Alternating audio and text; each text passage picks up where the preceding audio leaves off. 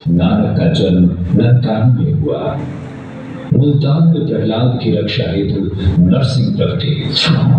झूलेलाल, दाहर सिंह, गुरु अर्जुन देव, हकीकत राय की लीला भूमि है यहाँ। स्वामी रामतीर्थ लाहौर में पैदा हुए। भगत सिंह, सुखदेव और राजगुरु को फांसी लाहौर में हुई, किंतु दाह संस्कार पंजाब के हुसैनीवाला में हुआ।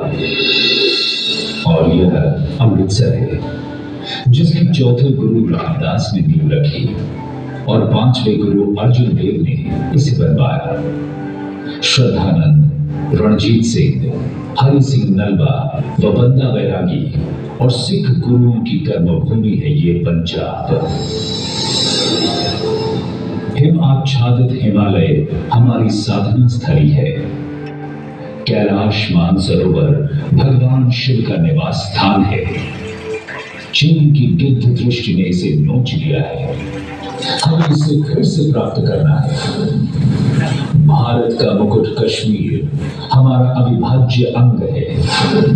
अमरनाथ, वैष्णो देवी, बद्रीनाथ, केदारनाथ, हरिद्वार, ऋषिकेश आदि पवित्र तीर्थ यहीं पर हैं। यह देवभूमि है। नेपाल का पशुपतिनाथ मंदिर हिंदुओं का आराध्य स्थल है। नेपाल हिंदू राष्ट्र है। बिहार में पाटलिपुत्र हमारी प्राचीन नगरी है। यहाँ की पावन भूमि में भगवान बुद्ध ने लीलाएं की है। बोध गया में उन्हें आत्मज्ञान की प्राप्ति हुई थी। तीर्थंकरों की पावन परंपरा का निर्वहन कर भगवान महावीर ने पावापुरी में अपनी एक लीला की। यहाँ अनेक जैन तीर्थ स्थित हैं। नालंदा हमारा प्राचीन विश्वविद्यालय था।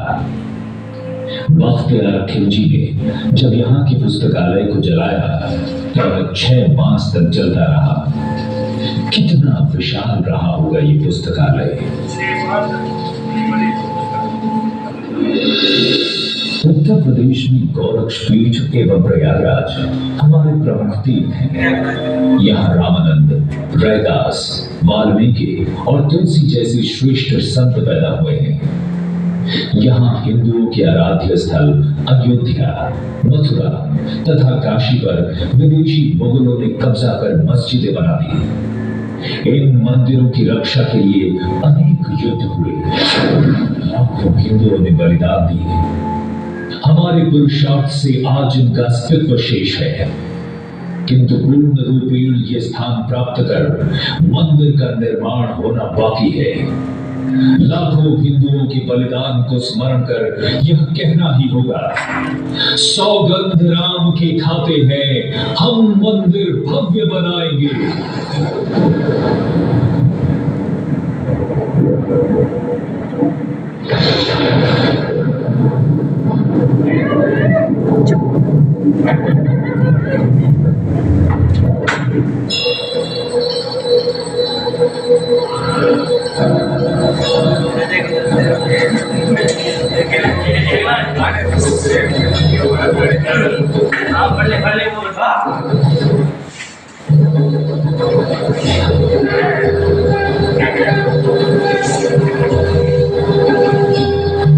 जय श्री राम। भारत के दक्षिण में सिंधु सागर, हिंद महासागर और गंगा सागर यह भारत मां की चरण वंदन करते हैं। यहाँ गगनचुंबी पर्वतों से प्रवाहित होने वाली प्राचीन नदियां गंगा, यमुना, सरस्वती, सिंधु, ब्रह्मपुत्र, नर्मदा, गोदावरी, महानदी तथा कावेरी हमें पवित्र करती हैं। इसमें से सरस्वती आज भी धरती के अंदर प्रवाहित हो रही है, जिसके किनारे हमारी प्राचीन सभ्यता का विकास हुआ था। इसके वैज्ञानिक प्रमाण मिल गए हैं। यह ब्रह्म सरोवर है। यहाँ के कुरुक्षेत्र में महाभारत युद्ध हुआ था। पूर्वांचल भी महाभारत कालीन संबंधों का हमें स्मरण कराता है। श्री कृष्ण की पत्नी रुक्मिणी अरुणाचल की थी। अरुणाचल में परशुराम कुंड हमारा प्राचीन तीर्थ है। दीमापुर हिडिंबापुर था। हिडिंबा भीम की पत्नी थी और यह गुवाहाटी स्थित कामाख्या देवी मंदिर प्राचीन शक्तिपीठ है। लाजपत बड़फुकन ने 17वीं शताब्दी में मुगलों के दांत खट्टे किए थे। यहाँ शुगर देव की भक्ति व रानी गाइडिनलियों की देशभक्ति का स्मरण होता है। बंगाल का दक्षिणेश्वर काली मंदिर रामकृष्ण और विवेकानंद का स्मरण कराता है।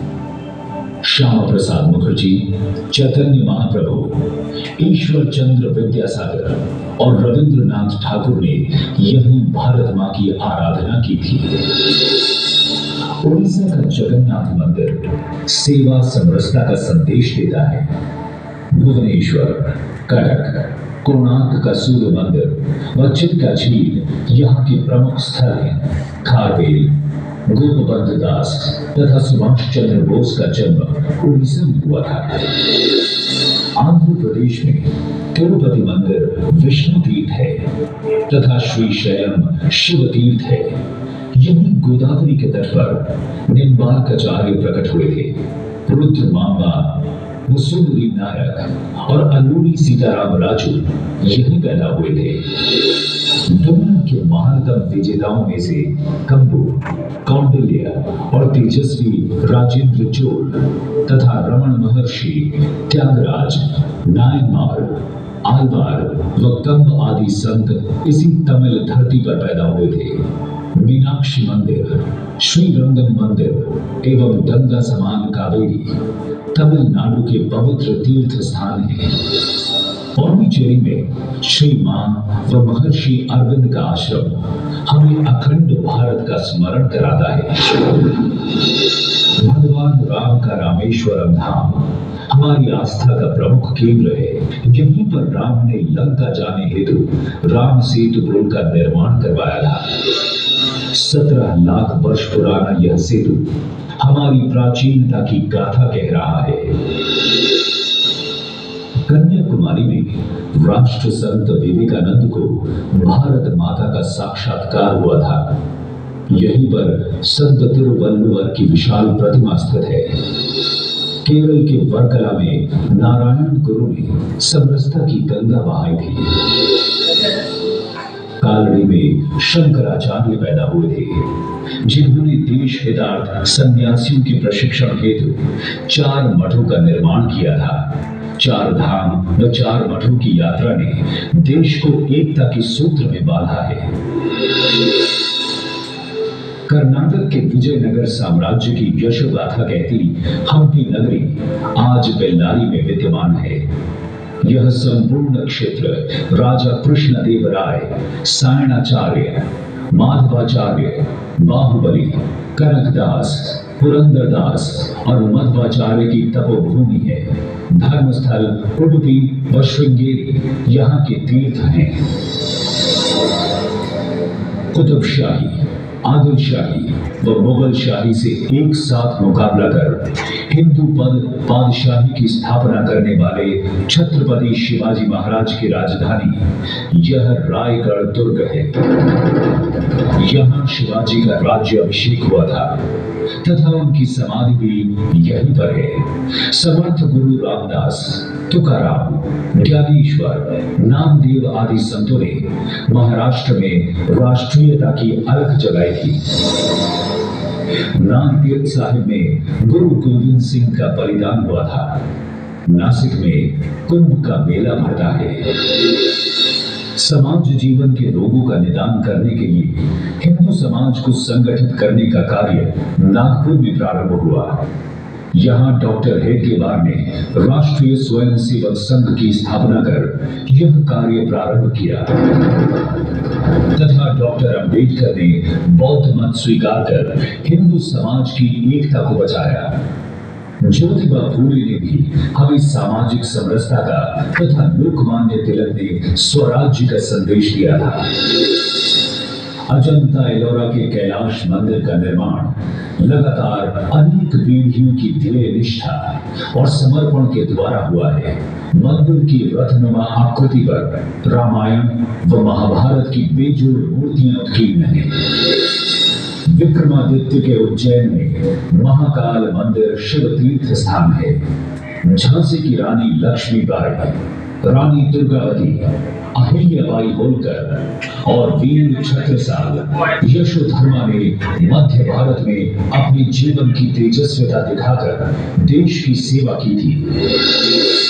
यह सोमनाथ का मंदिर मृत्युंजय हिंदू राष्ट्र का प्रतीक है। द्वारका कृष्ण धाम है।